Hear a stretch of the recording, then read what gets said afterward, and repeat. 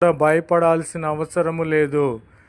ప్రభువారే తన మందిరమును కట్టించే దేవుడు. ప్రభువారే నీ గృహమును నిర్మించిన దేవుడు. నీ యొక్క ఆత్మదీపమును వెలిగించే దేవుడు. కాబట్టి ఆయన చేసిన దానిని, చెప్పిన దానిని నెరవేర్చుటకు సమర్థుడవు కనుక నీవు, నేను, సంఘము భయపడాల్సిన అవసరం లేదు. ప్రభువైన క్రీస్తు వారు వాగ్దానము చేసి ఉన్నారు, నీ శత్రువులైన వారు నా శత్రువులని ఎంచుకొని ఉన్నాను కనుక వారిని నీ ఎదుటను నా ఎదుటను లేకుండా వారిని తరుముతానని ప్రభువైన క్రీస్తు వారు వాగ్దానము చేసి ఉన్నారు.